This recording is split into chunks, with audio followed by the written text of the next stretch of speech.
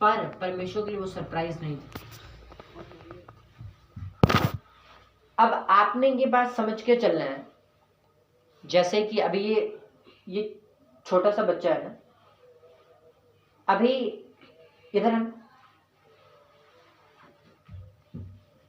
ये कभी बोलता है कि मम्मी मैं सुबह क्या खाऊंगा, क्या पहनूंगा। बच्चों की इतनी परवाह नहीं होती, इनको पता है कि हाँ माँ बाप है तो ठीक है सब। हाँ कि नहीं, बच्चे इतना नहीं सोचते जितना वही माँ बाप सोचते हैं बच्चे के लिए कि क्या खिलाना है, क्या पहनाना है। हाँ, इसके पास पेन नहीं है, पेन लेके देना है, इसके पास कॉपी नहीं है, कॉपी लेके देनी, उसकी स्कूल की फीस भरनी।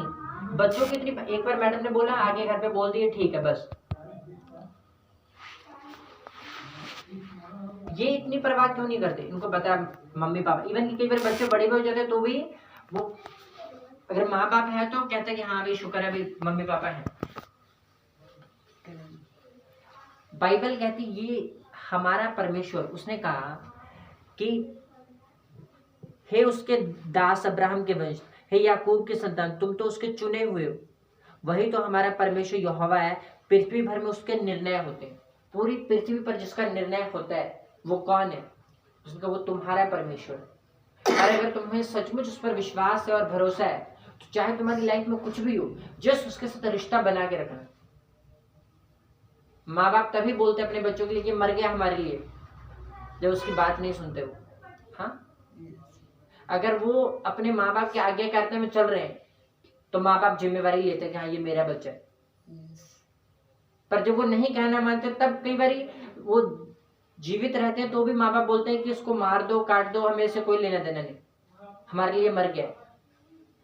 तो अगर तो आप जीवित हो, जीवित होने का शरीर में तो आप जीवित हो ही, अगर आत्मा में भी जीवित हो और परमेश्वर के साथ एक रिश्ता है, तब बाइबल कहती है उसने कहा कि वे एक जाति से दूसरी जाति और एक राज्य से दूसरे राज्य में फिरते रहे, परंतु उसने किसी मनुष्य को उन पर अंधेर करने ना दिया। और बोलता क्या कहता, और वह राजाओं को उनके निमित्त यह धमकी देता था, मेरे अभिषिक्त को मत छुओ और ना मेरे नबियों की हानि करो। तब परमेश्वर जिम्मेवारी लेगा आपकी, और वो बड़े लोगों को जो आपसे बहुत ज्यादा पावरफुल हो उनको भी फिर परमेश्वर धमकी देता है। बाइबल कहते हैं प्रभु धमकी भी देता है, मेरे लोगों को छूना नहीं, उनको टच नहीं करना, इनकी हानि नहीं करनी। पर बदले में परमेश्वर हमसे क्या चाहता है?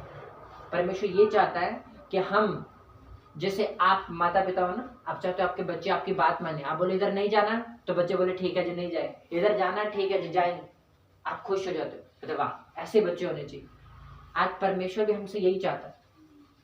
और जैसे हमने प्रीच में सुना ना कि अगर छोटा बच्चा बोले अपने मम्मी पापा के पास आके वे कल क्या खाएंगे, कल क्या पिएंगे, ये कैसे होगा वो, हाँ, तो कई बार माता पिता फिर गुस्सा करते हैं। इस चीज से वो गुस्सा करते हैं कि तुझे किस बात की टेंशन है, तू आराम से खा पी, हाँ, जिस मेरी बात मानना बस। अगर मैं बोलूं इधर नहीं जाना तो नहीं जाना, और इधर जाना, बस इतना करना, बाकी परवाह मत कर। तू क्या खाएगा, क्या पिएगा, कहाँ सोएगा, कोई त्योहार आया तो कहाँ से कपड़े आएंगे, खाना आएगा। पर वो माँ बाप बोलते हैं वो हमारी टेंशन है, जिस तूने क्या करना है, मेरी बात माननी बस। आप बच्चे से ये एक्सपेक्ट करते हो ना कि आपके, आप उससे ये नहीं कहते अच्छा तू अब अपने पहनने के लिए कपड़े खुद लेके आना, अपने खाने के लिए आटा दाल चावल चीनी नमक ये सब तू खुद ही लेके आना। बच्चों को ऐसा बोलते हैं, अपनी फीस खुद भरना, ऐसा बोलते हैं। उससे क्या एक्सपेक्ट करते हैं? जस्ट ये कि वो आपकी बात माने। आप जो काम को मना कर दो वो बोले ठीक है जी नहीं करेंगे, आप जिस काम को बोलो करने के लिए वो बोले ठीक है जी करेंगे। यही परमेश्वर चाहता है हमसे। अब वो कहता है अगर तुम मेरी बात मानोगे तो मसा तुम्हारे ऊपर हो। तब परमेश्वर, बाइबल कहते हैं, राजाओं को धमकी देता है, इनको छूना नहीं, इनको टच नहीं करना, और वो आपको प्रोटेक्ट करता है। फिर उसने कहा धर्मी अकाल के दिनों में हंसमुख रहे। अभी देखो जब मैं ये वर्ड बोल रहा ना, मुझे ये सिर्फ किताबी बात है, मुझे जिसमें प्रीच नहीं कर रहा। हमने देखा है ऐसा, हमारे पास कोई करोड़ों रुपया नहीं था। हाँ, शायद विनय हम मेरे ख्याल से इकट्ठे जाते जब चैरिटी करने के लिए जाते थे। एक इधर पीछे घर था, उधर अपना मिठापुर के साइड में, एक वो कोठी वाला बंदा था जिसने हमें बोला था ना कि आप क्या करते हो, जिसने बोला था इधर नहीं आना, उसने मना कर दिया, है ना। मतलब बड़े बड़े लोग, वो तो मैं कहता हूँ शर्मिंदा फील कर रहा होगा बंदा, भैया हम इतने बड़े बड़े घरों में, हाँ, लाखों करोड़ रुपए हमारे पास, हम घर में घुसे हुए हैं और ये एक स्टूडेंट होके ये चैरिटी कर रहे हैं ऐसे दिनों। शर्म के मारे उसने मना कर दिया, मैं इधर नहीं आना, भाई लोग क्या सोचेंगे। जहां बड़े बड़े लोग अपने घरों में बंद थे, उन दिनों में हमने चैरिटी की, जहां पर हमारे जैसे लोग लाइनों में खड़े थे कटोरे लेके भी कुछ दे दें। और परमेश्वर ने हमें भी किसी अच्छी वस्तु की घटी नहीं होने दी। इवन मैं तो आज से अच्छे दिन तब थे जहाँ लोग, हाँ सही में, और जहां मैं काम करता था वो पूछते थे हमें चर्च ने दिया कुछ, उनका नहीं, चर्च ने कुछ नहीं दी, वो परमेश्वर था जिसने हमें उन अकाल के दिनों में हंसमुख रखा, हमें भी, हमारे बिजनेस को भी। इवन कि हाँ एक और टेस्ट मैं आपको बता रहा, उस अकाल के दिनों में मेरी सैलरी भी बढ़ी। आप देखो जहां पर, हाँ उस अकाल के दिनों में ये न्यूज आई थी, और ये न्यूज ये रियलिटी थी कि लोगों के पैसे कहते कट रहे थे, उनकी ओवर टाइम उनका बंद हो गया था, और भी बहुत सी चीजें, उनकी तनख्वाह भी वो कट कर दी गई थी। इवन कि आज तक भी उनको ओवर टाइम के पैसे नहीं मिलते जो पहले मिलते थे कोरोना से पहले। और मेरा उस कोरोना में मेरी सैलरी बढ़ी, उसके बाद बढ़ी। परमेश्वर, ये वचन, बाइबल कहती है ये वचन ही परमेश्वर, और उसको वो अपने वचन को पूरा करने के लिए जागृत है। मतलब जो मैं प्रीच कर रहा हूँ ना, मेरा प्रैक्टिकल अपनी लाइफ में उन चीजों का वैसे ही होते देखा है। अगर वचन कहता है तुम अकाल के दिनों में हंसमुख रहोगे, हमने अकाल के दिनों में देखा है कि हम हंसमुख रहे। जब लोग लाइनों में लगे हुए थे सड़कों पे, कोई कुछ दे दे, हमने लोगों को दिए। Hallelujah, hallelujah. इवन कि उस टाइम के ऊपर लोग एक दूसरे से मिलना पसंद नहीं करते थे, दूरी बना के रखते। हमने उन दिनों में प्रीच किया है उस कोरोना के टाइम पे। देखो ये कितनी बड़ी बात है, और कोई मरा नहीं, हमें सब जीवित है आज भी। उसने कहा तू अकाल के दिनों में हंसमुख रहेगा। जब भरोसा प्रभु पर होता है, परमेश्वर प्रोटेक्ट करता है। और ऐसा नहीं था कि प्रॉब्लम्स नहीं आई उन अकाल के दिनों में, जब हमने ये चीजें की, चैलेंजेस आई बहुत से। ऐसा नहीं कि बिजनेस में प्रॉब्लम्स नहीं आई, या सेवकाई में प्रॉब्लम नहीं आई, या प्रॉब्लम आई, पर परमेश्वर कहता है ना, वो राजाओं को भी धमकी देता है तो टच नहीं करना, ये मेरे अभिषेक है। जस्ट परमेश्वर की बात मानना, उसके मसा में रहना। अरे मत चिंता करो मेरे घर वाला ऐसा, मेरा बच्चा ऐसा, अरे उसने कहा जस्ट मेरे साथ रिश्ता बना के रखना, सब सेट हो जाए। पर प्रॉब्लम कहाँ आती, जब तो हमारे दुनियावी कनेक्शन टूटते हैं, तब तो प्रभु के पास आ जाते हैं रोते कलपते हुए। और जब परमेश्वर हम पर कृपा कर देता है, और जब वो रिश्ते सेट हो जाते हैं, फिर हम उनमें बिजी हो जाते हैं। ऐसे बहुत से लोग मैंने देखे कि दुखी हैं, प्रभु के पास आए, जैसे परमेश्वर ने आशीष दी, अब उस आशीष में गुम हो गए। ऐसा नहीं होना चाहिए। हाँ, एक नजर रखना है, प्रभु भी खुश रहेंगे तभी हम खुश। एक बंदा कहता कि जब मैं चर्च आना शुरू किया, कहता परमेश्वर मुझे इतना ब्लेस किया फाइनेंशियली, बिजनेस में, कहता मेरे पास इतने पैसे आए, मुझे समझ में करूं क्या। कहता फिर मैं जुआ खेलने लग गया, दारू पीने लग गया। और आज फिर वैसे ही है। ये प्रॉब्लम होती जब पैसा आने लग जाता है, जब हम ब्लेसिंग में चले जाते हैं, फिर उसमें गुम हो जाते हैं। ऐसा नहीं होना चाहिए। आपका भरोसा, चाहे आपके पास कुछ हो चाहे ना हो, प्रभु पर होना चाहिए। अगर उस पर है तो बाइबल कहते हैं हमारा परमेश्वर है जिसका निर्णय पूरे पृथ्वी पर चलता है। उसने कहा जब वो गिनती में थोड़े थे, हाँ, वो राजाओं को धमकी देता था मेरा अभिषेक तो उसको छूना नहीं। बाइबल कहते हैं अकाल पड़ा नहीं है, उसने यूसुफ को पहले भेज दिया था मिस्र में। क्यों? उसने अपने इजरायली कौम को बचाना था जो तब गिनती में थोड़े थे।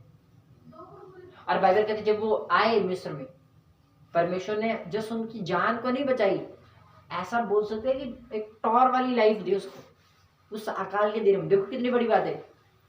इवन कि मैं ये समझता हूँ कि उस अकाल के टाइम पर जो मिस्र के लोग थे ना, वो भी लोग दुखी होंगे। वो भी अगर 4 रोटियां खाने वाले होंगे ना, तो वो उन दिनों में 2 खाते होंगे। पर मैं कहता हूँ ये इजरायली ना उन अकाल के दिनों में जो ऐसे 4 खाते होंगे, उन दिनों में वो 6 खाते होंगे। और ऐसे वो सूखी रोटी खाते होंगे, उन अकाल में वो घी लगा हुआ और मक्खन मलाई साथ में खाते होंगे। आपकी बात समझ आए? ऐसा मैं क्यों बोल रहा है, ऐसा कैसे? तो बता विनय, ऐसा कैसे? परमेश्वर के साथ। मैं बताता हूँ। आज ये प्रभु तो साथ है, ये गॉड्स फेवर तो है ही है, पर ऐसे में क्यों बोल रहा हूँ? कहाँ से पता लगता है वो ऐसा करते हो? जो तो मिस्री थे, चाहे वो लाखों की गिनती हो, चाहे वो अपने देश में है ना, उनका देश ब्लेस है, कुछ भी, उनमें अमीर होंगे, गरीब होंगे, मिडिल क्लास होंगे, वेरी लो लेवल के लोग होंगे, हाँ, तो उन अकाल के दिनों में तो अच्छे अच्छे खासे लोगों की वो हो जाती, तो गरीब लोगों का और मिडिल क्लास के लोगों का लेवल तो नीचे गया ही होगा। पर बाइबल कहती है जो मिस्री थे ना, ये यूसुफ प्रधानमंत्री की कुर्सी पर था, वैसे ही इतने ब्लेस नहीं थे, गिनती में थोड़े थे, सूखी रोटियां खाते होंगे अपने इजराइल में, पर जब मिस्र में गए, कोई प्रधानमंत्री के माँ बाप भाई बहन, तो सोच लो आप, तो मिलेगा घी मक्खन की नहीं मिलेगा? भूख 2 रोटी को तो मिलेगी ना 6 रोटियां। और किन दिनों में? अकाल के दिनों में। देखो ये कितनी बड़ी बात है, जहां पर वो ये सोच रहे यार हम तो गिनती में भी थोड़े हैं, हमारे पास तो कुछ है भी नहीं, अब हम क्या करेंगे, अब तो मर जाएंगे। परमेश्वर कहता नहीं, तुम मरोगे नहीं, तुम्हें इतना मिलेगा ही नहीं अकाल के दिन में, तुम खा नहीं पाओगे। आमीन। और इतना अच्छा मिलेगा जो तुम सोच भी नहीं सकते। आमीन। आमीन। चाहे एक नॉर्मल लाइफ जो वो जी रहे थे, आप देख लो नॉर्मली खाना क्या हो, पर अकाल के दिनों में परमेश्वर देखो उनको कहाँ लेके गया, और कितनी अच्छी अच्छी चीजें उनको खाने को मिलती होंगी। ऐसा परमेश्वर कर सकता है आपकी लाइफ में। आमीन। आमीन। और इसीलिए वो ये वर्ड आपको दे रहा है। अगर आप किसी भी तरह की चिंताओं में हो कि ये कैसे होगा, ये कहता डोंट वरी, उसके लिए कुछ भी सरप्राइज नहीं। आमीन। अकाल बाद में आएगा, उसका हल खुदा पहले करके रखेगा, मैं आपको बता दूं। आमीन। आमीन। Hallelujah, hallelujah. Hallelujah, hallelujah. ये और ये वर्ड मैं आपको बोला ना, ये किसी स्पेशली सिर्फ मेरे लिए नहीं, ना ही आपके, ये पूरी कौम के लिए, ये वचन पूरी इजराइली कौम के लिए, हम सब के लिए, ये हम सब के लिए परमेश्वर प्लान इस तरह से करता है। अकाल के दिनों में देखो पर उन्होंने आशीष दी, बैठ जाओ, अकाल के दिनों में परमेश्वर ने उनको ब्लेस किया। अकाल के दिनों में,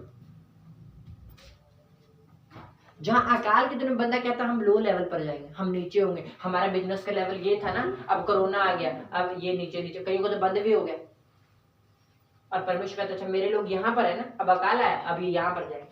बाइबल कहते धर्मी का प्रकाश, हाँ, धर्मियों के चारों ओर चमकती हुई ज्योति के समान, जिसका प्रकाश दोपहर तक अधिक अधिक बढ़ता जाता है। चाहे अकाल आए, महामारी या कुछ भी आए, परमेश्वर कहता अगर तुम धर्मी हो तुम बढ़ते जाओ। और ये वचन बता रहा, बाइबल कहती जब एलिया भी छुप रहा था राजा से, तो लेकर कौवा उसको खिलाते थे, और उन दिनों में जहां पर खाने की किल्लत होनी चाहिए, बाइबल की जब वो अकाल से बाहर आया, जब वो एलिया बाहर आया तो लेकर वो मोटा ताजा हो गया। वो कौवा जो चुराने वाला है उसको खिला रहा है। Hallelujah, hallelujah. समझ आ रहा है वचन आपको? जोर से बोलो हालेलुया। हालेलुया। देखो ये वर्ड परमेश्वर ने क्यों दिया पता है आपको?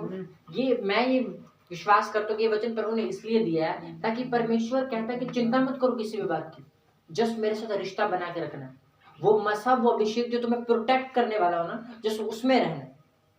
अगर आप उसका अभिषेक तो ये वचन में आपको सच ये क्लियरली ये बोलता है कि वो राजाओं को भी धमकी देता है कि मेरी नबियों को टच नहीं करना, उनकी हानि नहीं करनी। कंडीशन क्या है? मसा आपके ऊपर होना चाहिए, अभिषेक आपके ऊपर होना चाहिए। वो मसा वो अभिषेक, और वो क्या है वो मसा अभिषेक? ये वो है जो आपको प्रोटेक्ट करे। और ये कब आएगा? जब आप फास्टिंग में होगे, जब आप प्रार्थनाओं में होगे, जब आप परमेश्वर घंटों अकेले में बिताओगे, जब आप चोरियों से, चुगलियों से, गलत चीजों से खुद को अलग करके रखोगे, जब आप उसकी सेवा करोगे, जब आप उसके भवन में जाओगे, ये मसा ये अभिषेक आपके ऊपर आएगा। आमीन। और जब वो मसा वो अभिषेक आएगा, खुदा आपको जस्ट सिर्फ प्रोटेक्ट नहीं करेगा, आपको ऊंचा भी करेगा, आपको ब्लेस भी करेगा यीशु मसीह। आमीन। Hallelujah, hallelujah. जोर से बोलो हालेलुया। हालेलुया। अब आप देखो मिस्री, हाँ, जो अब मान लो हम यहाँ पर कितने 6 जने हैं ना, पांच लोग अपने देश में अच्छी खासी लाइफ जी रहे हैं, सूखी रोटी खाएं या जैसे भी खाएं, रोज खाना मिल रहा है, हाँ, कोई प्रॉब्लम नहीं। परमेश्वर ने इसी में से एक को निकाला।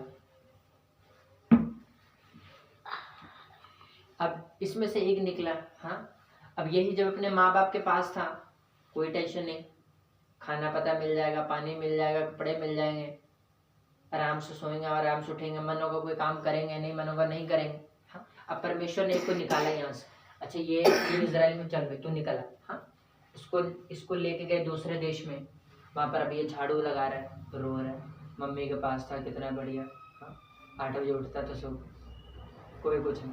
अब यहाँ पर 6 बजे उठा देते हैं, ऊपर से झाड़ू भी मरवाते हैं, फिर पोछा भी लगवाते हैं, फिर खाना भी टाइम से नहीं मिलता होगा, हाँ, बहुत रो रहा होगा और परमेश्वर को ताने मारता होगा, पर वो क्या फायदा, हाँ।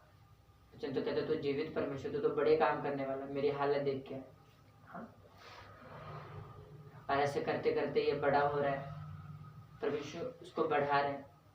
इसको ये बातें तब नहीं समझ आ रही होगी कि मेरे साथ ऐसा क्यों, जब उसी इजराइल में जब और भी बहुत से बच्चे होंगे, हाँ, इवन कि बहुत से पाप में भी होंगे, इस बात को जानने के बावजूद कि हमारा परमेश्वर पवित्र परमेश्वर है, ये बोलेगा कि मैं पवित्रताई में चल रहा हूँ, मैं सही तरह से चलने के बावजूद मेरे ऊपर इतनी प्रॉब्लम्स क्यों। आज हमारे अंदर क्वेश्चन आता है कि अगर मैं प्रार्थना करता हूँ, अगर मैं फास्टिंग रखता हूँ, मैं चर्च जाती हूँ, मैं बोलती हूँ, तो मेरी लाइफ में इतनी मुसीबतें क्यों है, मेरा घर वाला क्यों नहीं सुनता, मेरे बच्चे मेरी बात क्यों नहीं मानते, मेरा ये काम क्यों नहीं है, कि मैं तो इतना सही हूँ। आपको ये बातें इस बच्चे की तरह समझ नहीं आएगी अभी जब आपके साथ ये चीजें हो रही। मैं आपको बता दूं, यूसुफ को भी तब समझ नहीं आ रहा होगा, मैं आपको सच कह रहा हूँ, जब इन चीजों से वो निकल रहा होगा ना, उसको ये बातें और ऐसे क्वेश्चन वो भी करता होगा, वाई, कि मेरे साथ ऐसा क्यों हो रहा है परमेश्वर, या तो मैं पाप करूं या मैं कुछ गलती करूं तो मुझे समझ आए भाई मैंने ये गलत किया है, इस वजह से मुझे ये सजा मिली। पर जब मैं पवित्रताई में हूँ, मैं प्रार्थना में हूँ, मैं फास्टिंग में हूँ, मैं बोलने वाली, मैं प्रभु तेरे घर में जाने में मैं तेरा इज्जत करता हूँ, फिर मेरे साथ ऐसा क्यों। तब इस क्यों का जवाब परमेश्वर ना दे, पर जस्ट अगर आप चलते गए वफादारी के साथ, जब आप प्रधानमंत्री की कुर्सी पर बैठोगे ना, और जब आपका पूरा परिवार आपके साथ आएगा और उन अकाल के दौरान जो खुदा आपको बचाएगा ना, आपको समझ आएगा ऐसा क्यों। जोर से बोलो हालेलुया। समझ आया आपको? यस। इसी तरह से अभी मुझे नहीं पता, मेरी लाइफ के चैलेंज अलग है, आपकी लाइफ के प्रॉब्लम्स अलग है, पर जब अभी हम निकल रहे हैं हमें ये चीजें समझ नहीं आएंगी कि ऐसा क्यों हो रहा है। अभी जब हम ये यूसुफ को जब हम पढ़ते हैं उत्पत्ति में, हाँ जी, तब ये चीजें नहीं समझ आती। जब हम उसकी लाइफ को शुरू से पढ़ते हैं कि जब वो गड्ढे में डाला गया, वो बेचा गया, वो झाड़ू पोछा लगा रहा है, वो जेल में चला गया, चीजें समझ नहीं आती। पर जब वो प्रधानमंत्री की कुर्सी पर बैठ जाता है, और उससे भी ज्यादा क्लियर तब होता है जब हम इस यहाँ पर जब हम इसको पढ़ते हैं, भजन संहिता क्या था, उसने प्लान किया हुआ था। जैसे एक मूवी बनती है ना, हम जो फिल्म देखते हैं, जब जब जैसे कोई सीन ऐसे आता है ना कि कोई मर गया या कुछ ऐसा हो गया, हम कितने वो हो जाते हैं दुखी, यार ये इतना अच्छा इंसान इसके साथ ऐसा हो गया। पर जब वही उन सब चीजों से निकल के जब बन जाता है वो जो वो बनना चाहता है, तो हमें कितनी खुशी होती। हमारे लिए, देखने वालों के लिए चीजें सरप्राइज होती होंगी, अच्छा अब ये हो गया, अब क्या होगा आगे, अब क्या होगा, एंड क्या होगा, वो बन पाएगा कि नहीं बन पाएगा। हाँ होता है ना, पर जो लिखता है ना स्टोरी, उसको पता है यहाँ क्या होगा, इसके बाद क्या होगा, इसके बाद क्या होगा, एंड क्या होगा। तो वो क्या करेगा, आप देखोगे तो बड़े हैरान हो ये क्या होगा, फिर कुछ अच्छा आप खुश हो जाओगे, हाँ, फिर कुछ बुरा आप दुखी हो जाओगे। पर जिसने लिखा है ना, वो आराम से बैठे, आराम से देखे, उसको पता है ये होगा, फिर ये होगा, फिर ये होगा, फिर एंड में ये होगा। ऐसा ही परमेश्वर है। अरे जो भी घटनाएं आपकी लाइफ में घट रही, जो आपको सरप्राइज कर रही, मैं अपनी लाइफ की एक एक बातें मैं आपको बता सकता हूँ जो आज मेरी लाइफ में हो रहा है। पर वो मेरे आज से काफी टाइम पहले ये बातें बताई। जो डिसीजन मैं आज लेने का सोच रहा हूँ ना, आज से 6 महीने पहले पर उन्होंने बताया था कि ऐसा तेरा अपना डिसीजन हो। मैं सच बोल रहा, मैं झूठ नहीं बोल रहा, मैं पुलपट पे हूँ। मैंने जो फैसला लेने का आज मैं सोच रहा हूँ ना, आज से 6 महीने पहले परमेश्वर मुझे बताया था कि तू ये डिसीजन लेगा, ऐसा करेगा, और जो आज मैं सोच रहा हूँ मैं करूंगा उस चीज को। अरे परमेश्वर के लिए कुछ सरप्राइज नहीं, मैं आपको बता रहा हूँ। चाहे आपकी लाइफ में बुरे से बुरा कुछ हो, चाहे अच्छे से अच्छा कुछ हो, जस्ट प्रभु के ऊपर भरोसा रखकर, जस्ट ये वचन परमेश्वर इसलिए दे रहा है ताकि हम किसी बात की चिंता ना करें और उसके साथ जुड़ जाए। और हमें पता हो कि हमारा परमेश्वर वो है जिसका न्याय, जिसका हुक्म चलता पूरी पृथ्वी के ऊपर। सुबवरी करने की जरूरत नहीं मुझे। अगर इसके मम्मी पापा, हाँ, अगर एक बड़े अफसर हो, हाँ, कोई तो छोटे छोटे जो पोस्ट हो ना किसी के, तो लोगों का अंदर होता है मेरे मम्मी ये है, मेरे पापा ये है। तो अगर हम सचमुच समझते कि हमारा स्वर्गीय पिता वो है जिसका न्याय, जिसकी मर्जी, जिसका हुक्म पूरे पृथ्वी पर चलता है, तो हमें डरने और घबराने की जरूरत नहीं कि अब क्या होगा, अब क्या होगा, मेरे घर वाले का क्या होगा, मेरे बच्चे का क्या होगा। नो, अगर हम सचमुच विश्वास करते हैं, और इसी विश्वास के लिए परमेश्वर ने आज ये वर्ड आपको दिए और मुझे दिए कि डोंट वरी, किसी भी बात को डरने की जरूरत नहीं, घबराने की जरूरत नहीं, जस्ट उसके साथ रिश्ता कायम रखना बस। उसने कहा वो अपने अभिषेक को प्रोटेक्ट करता है, मसीह में रहना, अभिषेक में रहना, पवित्रताई में रहना। कोई आपको टच नहीं कर पाएगा यीशु मसीह के, और ना ही आपको कोई रोक सकता है बढ़ने से। आमीन। और जैसे मैंने आपको इस बच्चे के द्वारा एक एग्जांपल देकर बताया ना कि अब जब आप सही तरह चल रहे हो पर आपके साथ बहुत सी प्रॉब्लम्स हो रही, बहुत सी घटनाएं ऐसी घट रही जैसा आप नहीं चाहते घटे, आप पूछते परमेश्वर ऐसा क्यों हो रहा है। अभी समझ नहीं आएगा। जिस दिन प्रधानमंत्री की कुर्सी पर बैठ गए ना, और जिस दिन आपके करके आपके लोग बचाए जाएंगे, आपको समझ आएगा ऐसा क्यों।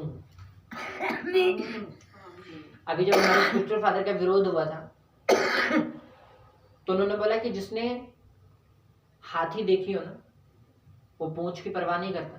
कि तो जो अब विरोध हो रहा है ये तो कुछ नहीं है, कि तो जिनसे मैं निकला हूं ना वो इससे 100 गुना ऊपर। तो जो 100 गुने से निकला है तो ये थोड़ा बहुत क्या करेगा, जस्ट खुदा ट्रेंड कर रहा है। आपकी तैयारी अलग है, मेरी अलग है, परमेश्वर तैयार कर रहा है। उसके ऊपर भरोसा रखना, मसीह में रहना, अभिषेक में रहना, परमेश्वर आपको गुड न्यूज देगा। तारीफ करो जोर से परमेश्वर।